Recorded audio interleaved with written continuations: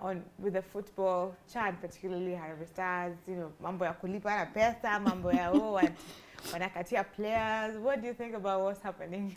Hey, it's a lot. I must say it's a lot, but first of all, congratulations to Harambee Stars. And I'm happy Kenyan. I mean, everybody at this point should be a happy Kenyan because they are representing us very well. And I saw that interview of Mansour. Mansour, I remember. Yeah, he also said that at this point he does not pick calls from new contacts. Ukimpigia na a new number, he won't pick it because where were you? Yes, that's when he was struggling at that point. So the heartbreak that ametupatia, I mean, I was not among the ones who wanted to hang out with the footballers right now because they are millionaires. But of course, amepea watu heartbreak. I mean, why should you go ahead and just say you have a girlfriend and announce in public? Yeah, that's so sad, but but you should. I think he did a good thing. It's like, if I were the girlfriend, you guys would not hear the last of me. Muta, nilikuwa naambia my other co-host Sakwa, every top of the hour you'll be knowing I'm the girlfriend to Mansour. Every top of the hour. Updating you just in case you forgot. It is I. So yeah, I think it was because some people ukipata pesa kidogo unasa all the girls are following me, but ameamua kwa loyal. You don't just get that anywhere. It's good. It's good. Ama pia ataki watu wamsumbue literally. Ataki DMs. Watu wamesumbuana. Jamani guys, mko serious? Mmesema hiyo pesa lazima mshare. Lakini Bahati should actually hiyo pledge alieka. Sijui alipatia na pledge how much Bahati. 1 million. It was 1 million. 1 million imemshinda kutoa 1 million for all the players, right? I think so. I think it was for all the players. I don't think he can afford 1 million per player. Wow. But kama ni 1 million, he should be able to afford 1 million. Because why not? See, he's a millionaire. 1 million is just pocket change. Bahati bwana, why are you failing us as I think maybe he was not serious. Like they're saying, maybe it's cloud chasing. Or maybe he didn't actually believe that Harambee Stars can actually do it. But wow, atoe hiyo pesa. Sasa, what are the consequences? So mesema atamfanyia anything because I think it's up to today. Today is Wednesday. Walimpea hadi leo. Watampeleka wapi? Na pesa ni yake. Pesa ni yake. Wakauza nyumba yake. Watauza ile gari ya Diana. Tukatafute Diana vitu za gari. Ambia hii ni yetu sasa. This one, you made a pledge. Your husband made a pledge and we are taking this as a collateral. But yeah, that was something. And I think one special thing about the sport that happened is that it really brought Kenyans together. And I saw a post, let me just read it, by Harambee Stars, by the captain actually, not one of the players. Yeah, the captain. Okay. Aliandika a good message, and of course it was directed to the president, to thank the president, because why would you not thank the president when you've been given so far? He's given a lot of support to this team. They've received a lot of support, and okay, I'm not getting it, but what he said basically was to thank the president for being that supportive. He mentioned that no other regime has supported football like they have, and that he has made football to unite Kenyans, and I think it has really united Kenyans. It has. I didn't go to watch live, but I felt I should be among those ones when you're kwa ground because the vibe. Oh. And it was not even just the ones who were there, either in Nyayo or in Kasarani, but even the ones who had the watch parties, the different places Nyayo, hapa archives, juu hapa kwingine. Sai wameka hata Uhuru Park. Hii Friday, I think it's Friday, they're going to be playing against Madagascar. I think wameka sasa hadi Uhuru Park. Now you can go and watch. You can go and watch, and I think that's beautiful. Na ticket here 250 only. Can you imagine that? Yeah. And that's a Chan. They give the how do I bring it out? The whoosh, English inapotea at this point. Yeah, but pia Kiswahili imepotea. Zote zimekataa. Zimeenda kwao. The word is gone. How do you say when? Not disapproval, but the disappointment.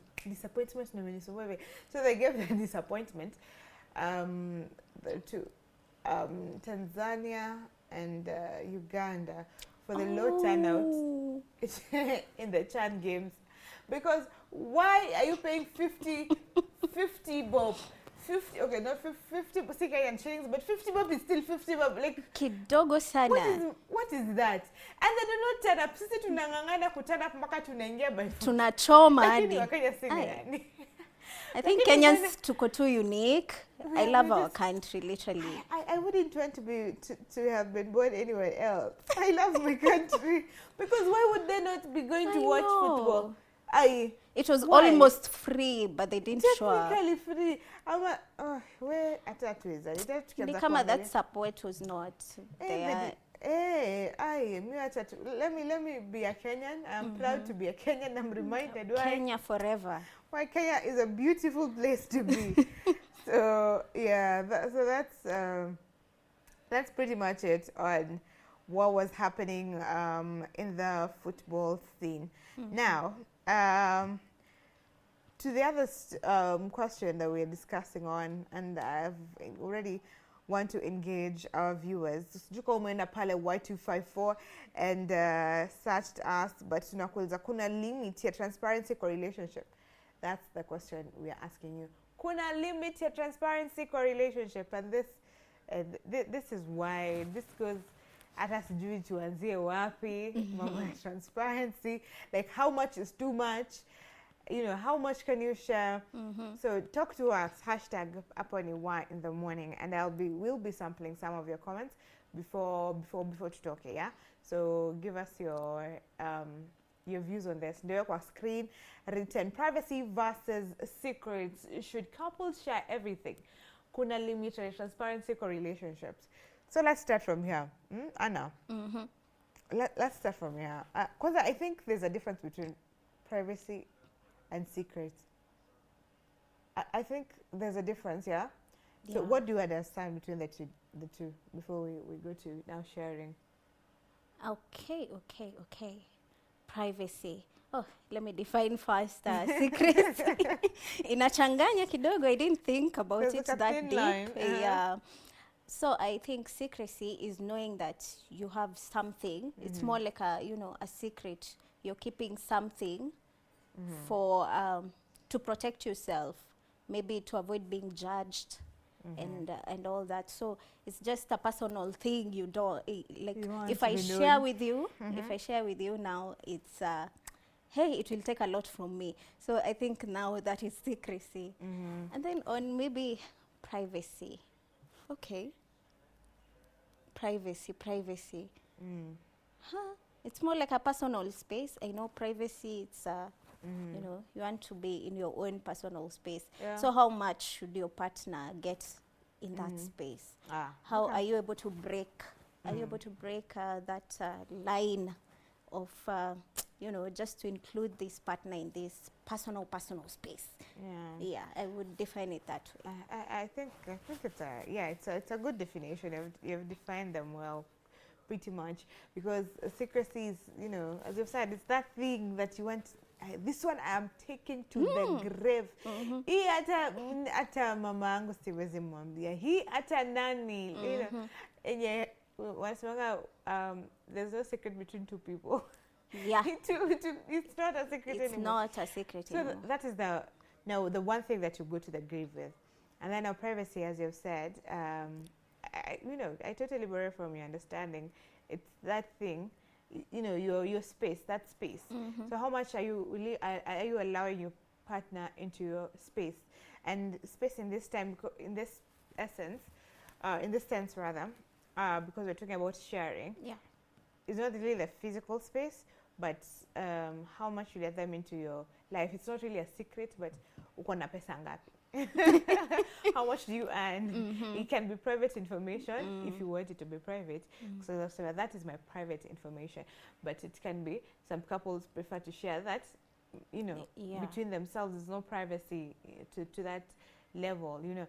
So let me ask you, secrets first, because we're saying there's like a difference. Let's start with secrets. Should a partner share their secret? Like, if you're a couple, kwanza tuanze, the different types of couples, right? Kuna when you're girlfriend, boyfriend, kuna fiancé, na kuna now married couples. Yeah. Should you share your secret at any point in these types of relationship? Yes. I think yeah, you can share, but yeah, if there are limits, I think yes. What are the limits? What are the limits? Okay. Before I even continue, once had this conversation with somebody. It's on my YouTube channel. We were talking about this, and he really had valuable insights on this matter. So shout out to Jonte. So some of the things that maybe I can share, I can talk, it came from that conversation. So I think there are limits to the longevity of this relationship. We can't just to meet Leo and then I share everything about me. I share secrets, deep secrets about me. So I think, yeah, you can share, but it depends with time, how long you've been in this relationship. At some point, you're going to you'd want to talk about some of the things that molded you, and this includes those secrets. The secrets that you've kept for a long time. Exactly. But that depends. It also depends, I think, with the character of your partner's character. Yes, is he or she somebody that can understand, or somebody who cannot judge you, who you can be vulnerable to? So it depends, I think. So do you think kuna zenye tu unafaa kuenda nazo kwa grave if you have a partner that's not meeting those standards? Would you be like, this one I'm taking to the grave, would it be good? Absolutely. I mean, I recently saw a post somewhere that a man was asking for advice now that he had been with a partner for quite some time, and the partner is pregnant, but then she comes on revealing a secret about herself. She says that she has been dating a lot of men. She has been engaging in a lot, hookups with people. And now this man, he's having second thoughts on whether or not to continue this relationship. Ooh. You see, now it's destroying the relationship. Becomes tricky. Yeah. But it's important. I think that level of transparency before you get to something serious is important to do. By the way, this has been my lifestyle out here. But I'm willing, because I found you. You are the one. I found you. I'm willing to change. I'm willing to settle, so that you know if you want to take me or not. Because if you get to know later, let's say in marriage, and then it disturbs you, then that ruins our marriage to some extent. Yeah. You can even get to a divorce because where to make a sana, someone. But you'd rather leave me when it's early. I just tell you, but I think pia depending how desperate you are. If you're really desperate to keep that man, you will keep it as a secret. And if I know there's no way you can find out unless it comes from me, okay, I think mimi ndo niko na shida. Mimi and secrets, because it's a past. It's a chapter you closed in your life. Why would you bring it up? There's some history that catches up with you at some point. And I think now in marriage they get to be unveiled without you knowing. Some things will follow you and you don't know why. So you need to get to the root cause. Like, why am I behaving like this? Why am I this insecure in marriage? And you'd probably get because you had, multiple partners, So you think your partner is having the same, some things you carry because of your past. So they affect you even without you knowing. And a psychologist might be able to bring this out. And the worst case scenarios are usually when couples go for Therapy. And then the psychologist anachimbua vitu zenye hata bwana jawahi maisha yake, like, what? Who did I marry? Like, who are you? You know, I think that's the worst place to be at. Okay, we'll cross the bridge when you get there. The bridge will be collapsing at that point. But fair enough. Yeah. Kila mtu na njia yake. Now, onto the other side of privacy. So privacy encompasses different things, yeah? And the simple ones, if I'm to get to them, like the simple things like the phone password, you know, mtu anasema, this is my private property, this is my phone, and this one causes chaos. A lot. Wanasemanga hii ndio inaharibingi ndoa mingi. Simu ni kitu baya sana. It is very bad. So na machali wanasemanga kitu umetafuta ndio unaenda kupata. Wewe mwenyewe tu ndio unajitafutia. Utapata. It's not fair to say that. I don't think it's fair. Because what do you mean? Natafuta nini? I'm just confirming. I'm just checking that we are fine. We're on the same level. What do you mean natafuta kitu ndapata? So, I've never gotten to wrap my head around that. Around it. Me, I think if at some point I start thinking that I should check your phone, it means you've put me to that position. There's something that has changed about you, and now you're making me doubt. So it's your fault. It's your fault. But then, but then I should also be able to just communicate and say, mimi kuna vile naona your behavior is changing. How will you know it's cheating? Instead of snooping around, how will you know? I think the point is usually just to get the evidence without asking. So what we do as ladies we usually gather evidence before you go and approach some ladies, not everyone. Before you gather and confront, you already have all the evidence you need. Yeah. So that asikuhepe. Asikwambia ati kwani uliona wapi sijui zikadilitiwa no. You gather all the evidence that there is and then you go to them. Because I feel like it's important to just be open with passwords, my personal opinion. To be open with passwords.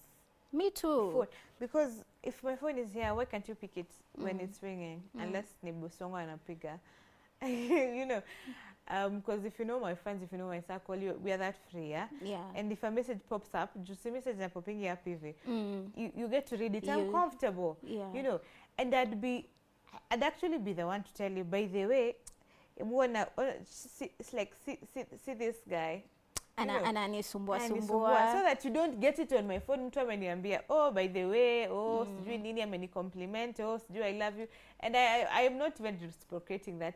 And then you think that I am cheating. Exactly. I want to put it out there so that, in fact, when they reply, kama unataka, but you just know that, I think it creates some solid foundation on trust. Like I can trust you with my phone.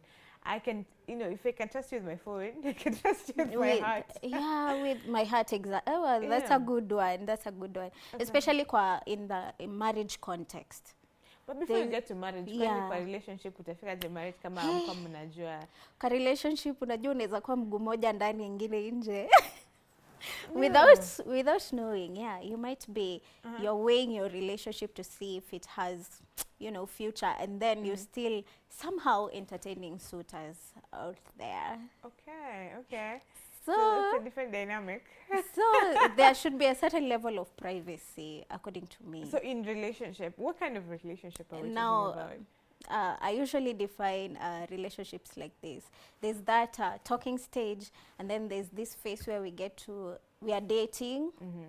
Now in that dating phase, I think privacy until maybe we take it to another level, like we officiate things. Now we call it an official relationship. Now here we are thinking it in terms of marriage. Okay, so per se. You're almost like a fiancé now. Yeah. Fiancé ni kubwa bado. You're still that's just a level before ufike kwa fiancé. Yeah. It's more like I see future with you. And so I can now check So your I can release myself kidogo, I can open up and yeah, me I defend it. Okay. So in this dating phase, now I think Apple kidogo privacy very important. very important because you might be sticking to this person and nyota yako iko huko nje inakutafuta kwa DMs. Sasa Niliona mtu there's a meme I saw mtu akisema akiomba, Father, anyone who's planning to propose to my future wife, I can't. What? Because he might just be dating you. My future husband somewhere. But anyway, I totally get that. It makes a lot of sense because now when you're dating someone, bado mko mnajuana that face, you know, you can't really get into their space, into their phone. You can really trust them. But mkifika your level ingine, graduate, now you're taking things serious. Like this can actually be a life partner for me. Now you'd be, I'd want to know, can I, you know, babe, can I put my SIM card on your phone? No, SIM yangu imezimika, you know, that kind of a thing. And then I go to your WhatsApp and check you. Are we fine? Exactly. and if you're becoming comfortable, of course, even in this dating phase, you can just allow without you're just comfortable, you don't have anything to hide it will go naturally. Absolutely. I totally agree with that. But again, now what do you say, because now in marriage there are those that literally hide their phone. Achana na kuhide. There are people who hide their phone and they say that's privacy, this is my property. And I think that it starts because you allow it. Mkikuwa hapo, your face here, now we're getting serious, you allowed his phone to be his phone, your phone to be your phone. Now when you get to marriage, you can't tell him, let me see your phone, give me your phone. Because now utakuwa una cross, you know, so you didn't establish what privacy is first. Exactly. So I think it's very important to establish, you know, should be a foundation. It should be a foundation. Lakini kuna wale, because I've had stories and so men can be smooth operators. Mtu akona simu atakuachia hapa simu because akona another phone that you do not even know it exists. Like now that is a serial cheater. Let's give them the common word, narcissists. Hey, those ones are dangerous. Hey. We are when you find out, how do you even start to forgive? You can't even negotiate because that person has gotten to that. Amesha kubeba yo design It is very intentional. I'm very intentional on cheating on you. You see ati bahati mbaya ati you know she need me. No, this was intentional. I am literally it was strategic. Strategic. No, to buy simu purposefully for cheating. And this is a true story. A friend of mine was telling me about his friend. Akona simu yenye the lady does not know about. Now this other phone ataleta amweke hapa. Babe, my phone so the babe trusts this guy. Okay, that's bad. How do you even doubt a person who will give you a phone like this? Take your phone. Me, I don't need yours. You just you can have my phone. You don't even think of how do you even start doubting him. Hata mtu akikwambia, you know your guy. I think I saw your guy with a lady. Utamwingililia. You will be like, enemy of progress. You are after my. You'll cast me out. Yeah, so those are dangerous types. Me, where you need to know your people, know your person, because people can be very creative out here. Mungu niepushe na watu kama wao. Jamani. But what do you think about kuna mtu anasema ni insecurity na kuna mtu anasema it's just love, you know. How? If I go through your phone, like if your partner rather goes through your phone, mpata amechukua simu yako and go through, what would go through your mind? What would be like the first thing that goes through your mind? I think it's one thing me just letting my phone there and you can have access, but it's another when I find you like actually snooping around, checking. It means there's a problem on your side or either mine. Maybe you don't feel there's something I'm doing right, or ni wewe tu uko na insecurities zako. Yeah. I think that's true, yeah. Because snooping is one thing. Ukipata mtu ana snoop, like, why are you shukuing me? Mbona unanishuku? Like we should now sit down and talk about that before it's escalates to something exactly. But some people are intense. The narcissist. Someone will just say a text between you and your friend yako amecompliment, I think you know, your status, you look nice, and then aruke, oh, who is this guy, why is he telling you, when you don't want me to be told I look nice. Yeah. In fact, you should be proud that your partner is anasifiwa huko nje. And then I'm like, oh, cancel this friend. I think that is a red flag. Because I know of people who have cancelled many people because they were complimenting them. Ama wanawakatia. You can't stop the world from catering your girlfriend. You can't. Au ni wale wanakatazanga watu kuvaa vizuri huko nje. Ati ndio watu wasikuone, wasikutake, because ati you're supposed to dress only for me. For who? What? I'm dressing for myself first. Exactly. Some are just outside, any beyond boundaries. Kuna tu boundaries pia ufai cross. Because even when you're dating me, there's me first before there's us. There's me first. So I want to look good for me first, you know. We love to be complimented even when in a relationship, because how will you know that you look good? You should. So ukiona watu wana compliment your girlfriend. Oh, and this is also vice versa, guys. We are ladies. We are ladies. We are speaking for us. So I'm trying to compliment girlfriend yako. Now you take it a notch higher so that they are not distracted from, you know, you.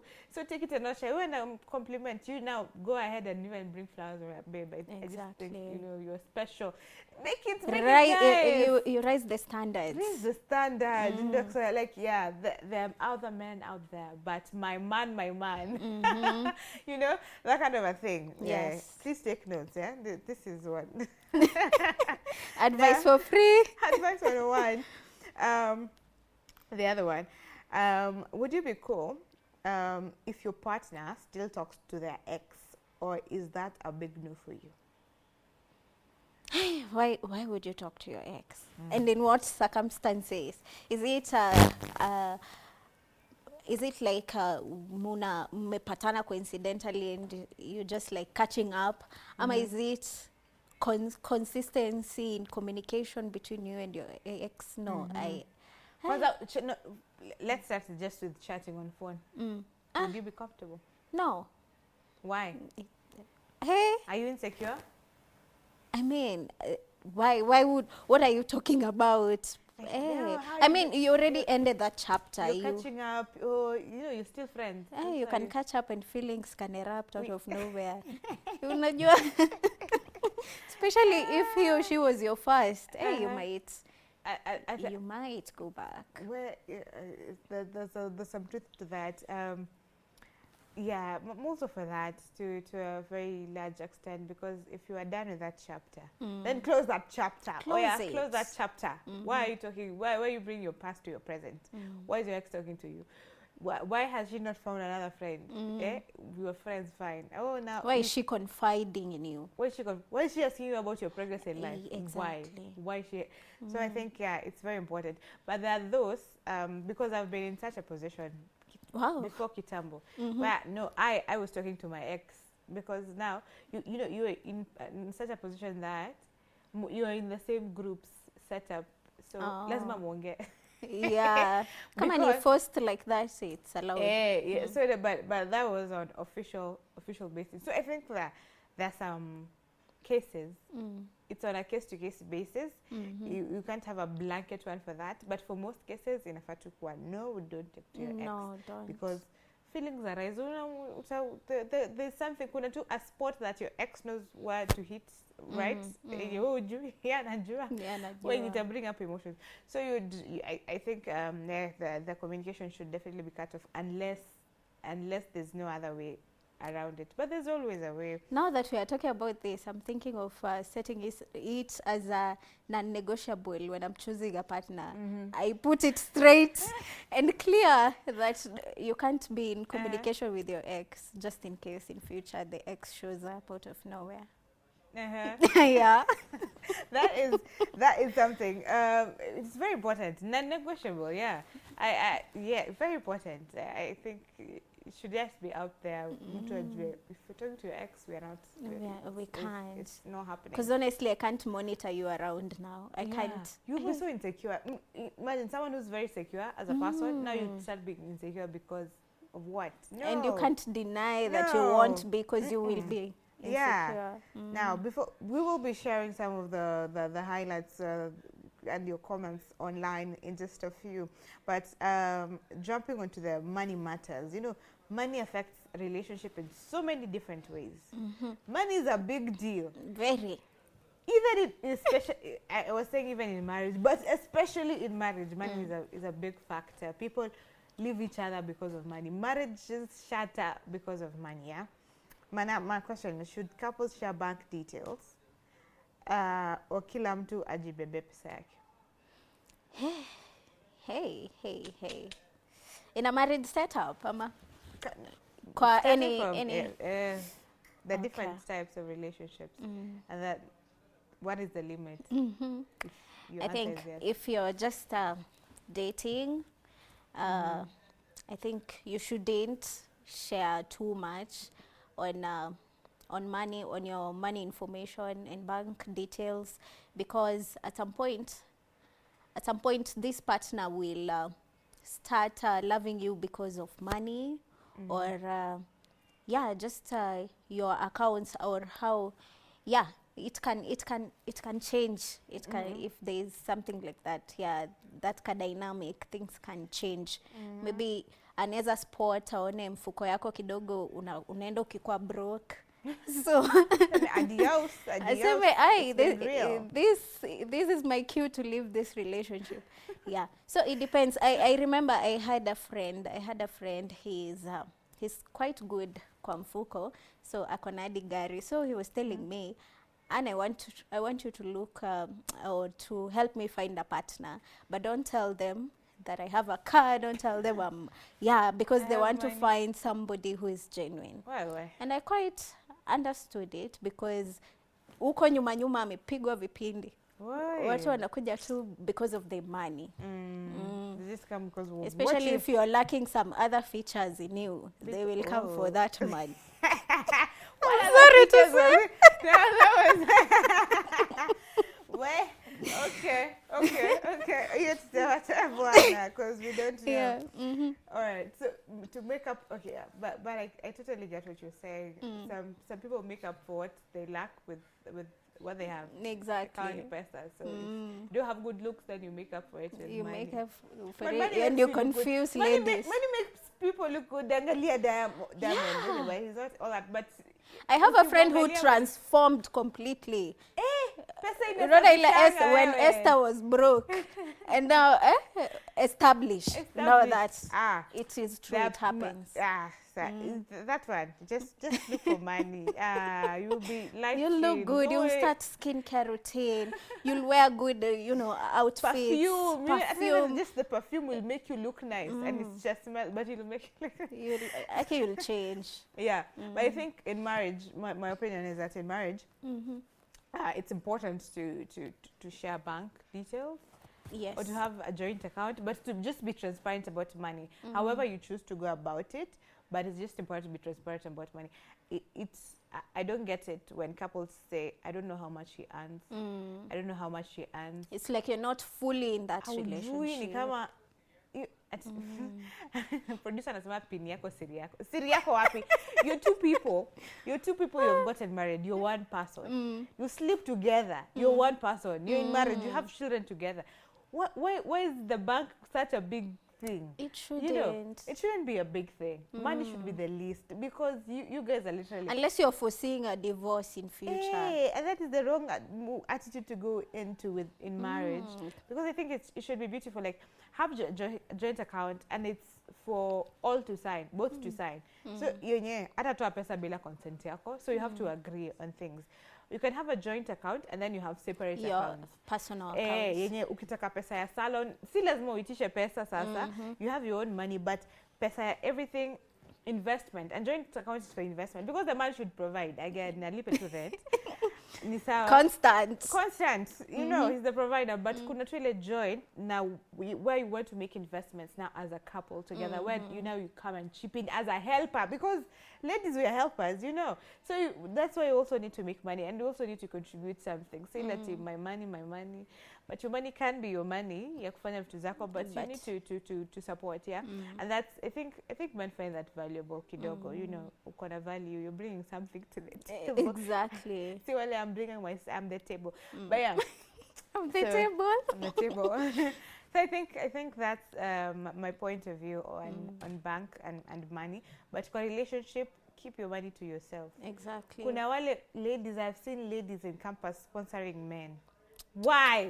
Why are you sponsoring someone who's not even your husband? They have not even proposed marriage. They don't even know your parents. They don't. Why are you sponsoring them? At you know my babe. Oh, amekosa rent. Why? Is it you? Are you the mother? You know, why are you taking on responsibility? And it's funny. It's funny because hiyo pesa hata si yako. You ask from your parents. Yeah. You know the limits that you have. As you grow, responsibility. For instance, I let people decide. No. Why are you deciding? You are in a relationship, you're the baby girl, be treated. Do not support, umeamua utasupport vision ya mwanaume, atakuacha after 1 year. I know. Aende kwa someone mwenye, akishapata pesa, akishapata job, ndo atendea first year. And you'll be like so heartbroken. I've seen these stories, we have seen them. People are being delusional out here. Hey, unaona mtu unasema, he's the one, she's the one, forever. Maisha anasema vice versa applies. So it is fine, it applies both sides. But be careful. Well, if you're not committed to someone, do not overshare your money, your property. Do not overshare yourself. You know, because they will heartbreak you, they will crush you, they will step on your character development on a while. So unless that person is your partner for life, you for sure, even if don't even have that joint account. Wachana nayo. Ukianza kutoka hapo itakuwa ngumu. Kama ni mingi sana, Valentine's mnunulie socks. Later. Sasa overdo. Yeah, just joking. You can buy gifts, you know. Yeah. You can do treats once within in your a while. capacity. Within your capacity, Yeah. you know. But do not overdo. You're not out. Do not play wife when you're a girlfriend. Know which level in the relationship you are. Do not play wife and you're a fiancé. Do not play fiancé when you're a girlfriend. Know your position. Know your position. There are things you can do as a fiancé that you can't do as a girlfriend. Remember, niseme pia you don't play husband when you're a boyfriend. Sawa, but well, child, yeah. It applies. So now, ume mentioned about oversharing, about bank details. Nikakumbuka, you can overshare about yourself. Na ushajikuta you have overshared with your partner and then inakuuma afterwards. You feel oversharing in what terms? Just oversharing about your personal life, maybe your family, your family history, your maybe kama ile the story we were talking about, sharing kukua tu ume-open secrets, but you feel the relationship is not matured enough. I totally get it, yeah. Overshare. So I've just done a comment and I'm like, I was taking it in fast. So you shouldn't overshare because you can't. Again, it's what level of the relationship are you in? Don't talk about your vulnerable state. Don't bring your vulnerable state to someone who's your boyfriend and you're okay, I'm sure people out here 6 months. Umefikiria huyu ndio kila. He's my whole world. So let me tell him about. But sometimes imagine history. You can be pushed to the edge and find yourself oversharing. Because they create a safe space. They create a safe space, and then afterwards you're like, really? I shouldn't have done that. That was too much information. That was. So I think you should just know your limits. Consciously know that this is a safe space, but this one, like, know when you want to share this information. Uko very critical about it, like very specific on this information about my past, about my parents. I can't share until we get to this level in a relationship. So no matter what you share, hata ukijipata ume sleep on some things, you know that this particular story, I'm not touching this one. You know, so I think it's just a matter of you being very intentional about what you want to keep and what you want to share.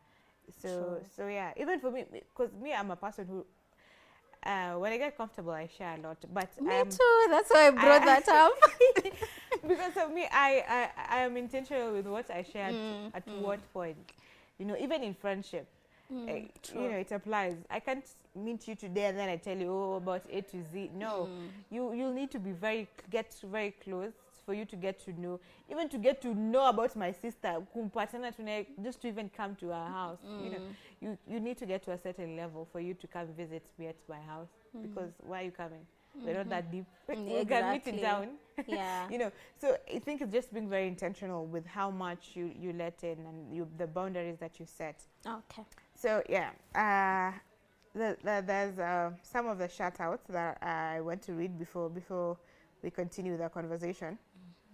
So let me see. Maimai tuko ndani hadi tamati. That is from Simon Kinyanjui. Before I get to the comments of what we're getting.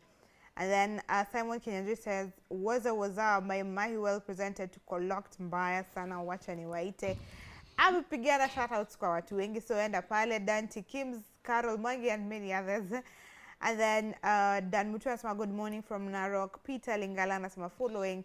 Teshi Prince Waziri asema tuned from Mary Cheza ngoma yangu tulia by Teshi Prince Waziri. Hii ngoma kesho tutakucheza, because today we're not doing music really, but tomorrow we'll have it for you.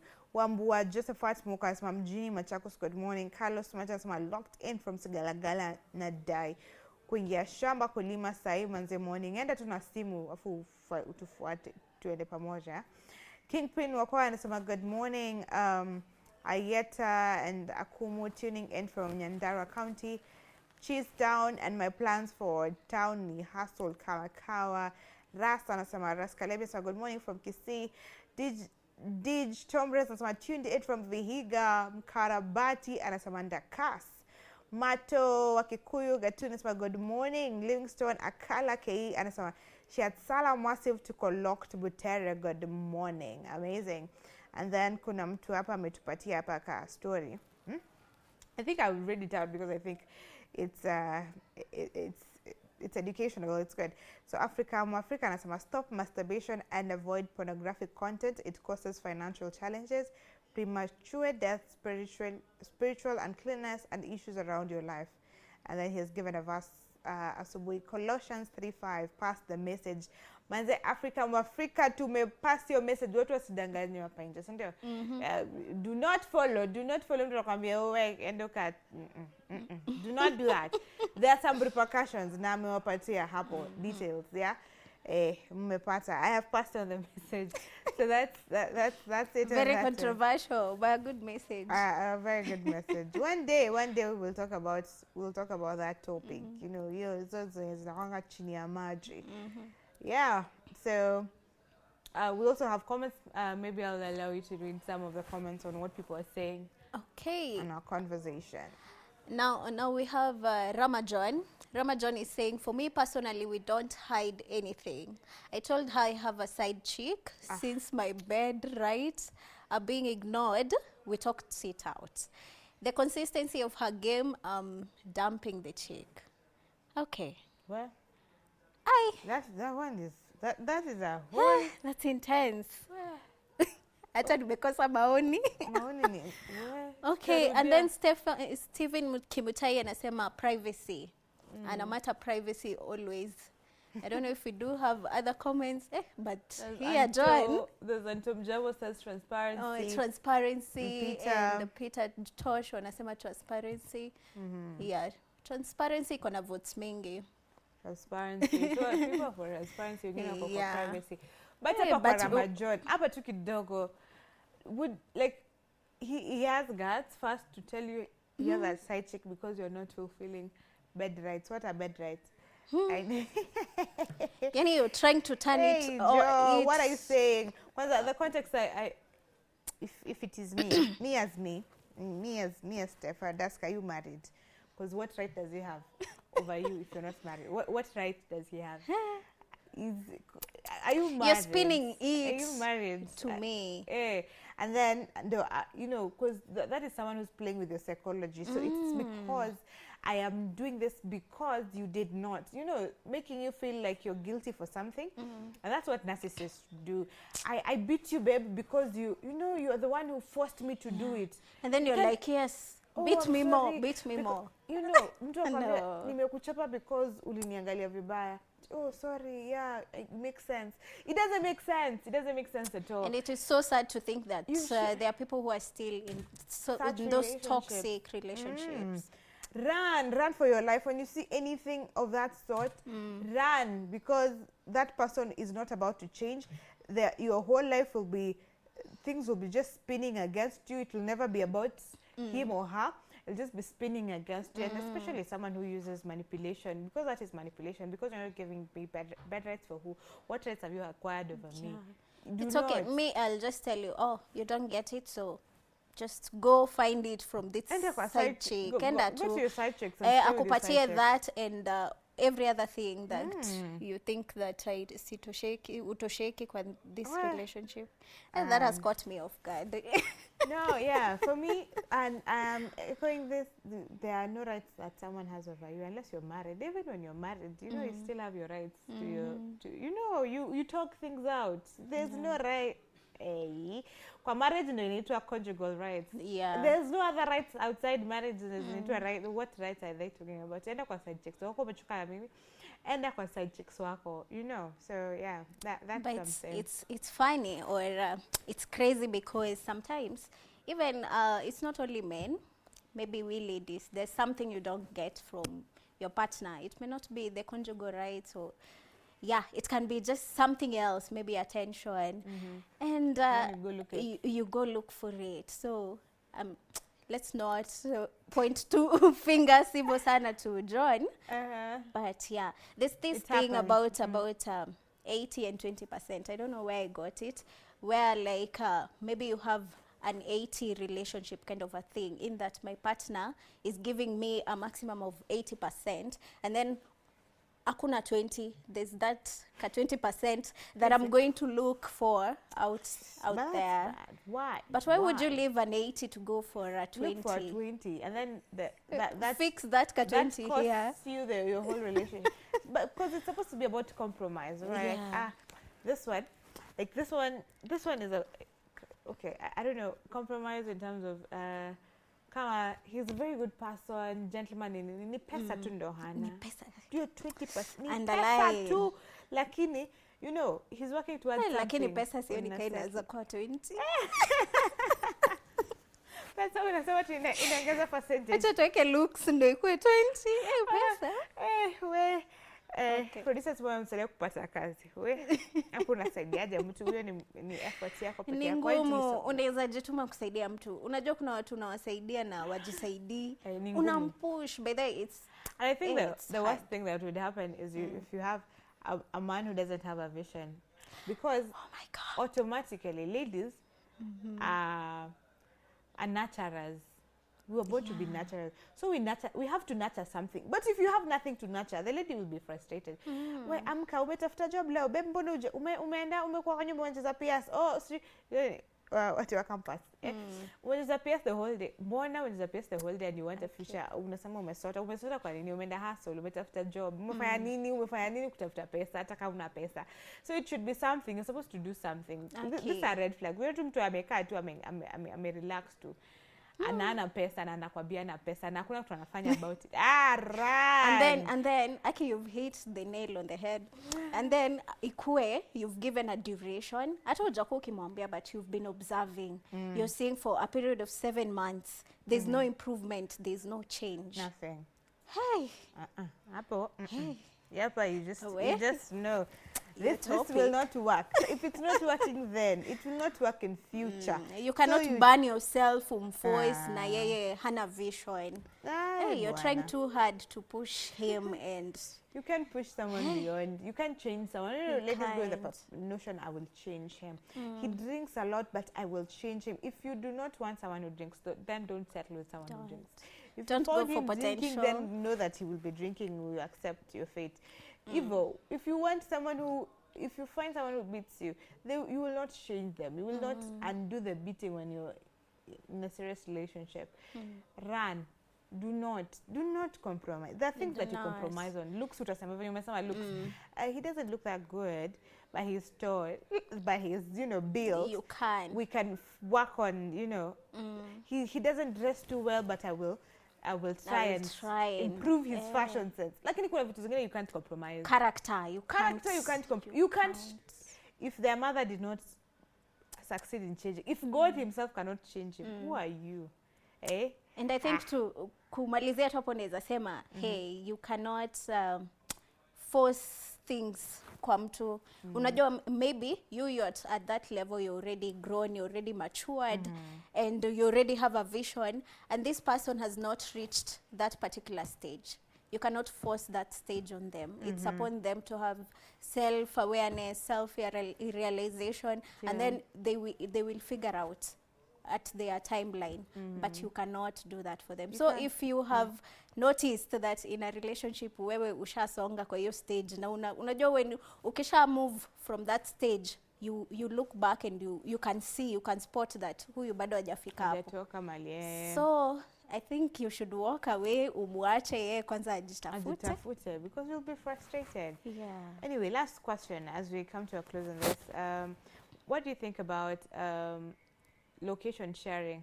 Now, when you share location, do you see it as accountability, or do you feel like it's surveillance? It's you're infringing on my privacy. I've never thought about that. It's interesting, but it depends. It depends. I think if I'm sharing, it means I feel you should be aware that I'm at a particular place. It's not about insecurity. I should share because I want to share, not because you're coercing me to share. Like I should, like, where are you going? You should tell me. You should share your location. So it's about how, why do I share? Behind it. Yeah, absolutely. I totally agree with that. Because it's one thing for me to feel safe with you. So I'm like, babe, I'm here. Just because I want, just in case something happens, you are the one who knows where I am. That is out of my own will and volition. I'm his own will. Babe, I'm here. I'll be here and here. But again, there's also the part of accountability. There are people who do not like accountability. When you get into a relationship, there are things that stop being private. Well, your location stops being private. Like, babe, where are you? Oh, why are you asking me where I am? Why are you over, why don't you trust me? I'm just asking where you are. Why are you overreacting? What is it that you're hiding? Because when you're in a relationship, you have to be accountable to you become accountable to someone. The things that you answer to, just by the point that you're in a relationship, it's not all just about to keep me sane, so that I don't overthink. I just know today, and you don't have to tell me detail by detail. Like today, I'll be going to Y254. I live Y254. I'll be going to, and then I'll probably visit Nani, and then I do and this. Don't wait for me to ask. You can just share. Just share in advance. Don't wait for me to ask, oh, where have you been? Where will you go? Just share because of accountability. Absolutely. Now, the one that becomes toxic is kuna wale wako too much. Every step of the way, share location. Oh, do a video call, confirm. Who are you with, babe? Mtu anakuvideo call. Huyo ni baba zama ni mama zama. Huyo ni mtu amekuweka. Ana confirm pesa yangu napeleka kwa wengine ama ni yangu. Huyo ni mtu amekuweka. So there's that thin line, and people need to understand the difference between the two. But yeah, so for you, as we come to a close, privacy or transparency? I would say transparency always. I go with that. Yes, but it depends, like we said, it depends on the level of relationship you're in. It depends on the character of your partner. It also depends on how they create that space for you to be transparent. But transparency is very important and essential.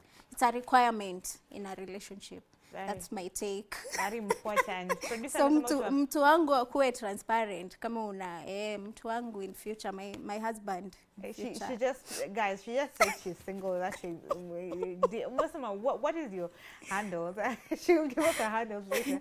But yeah, transparency is what works for her.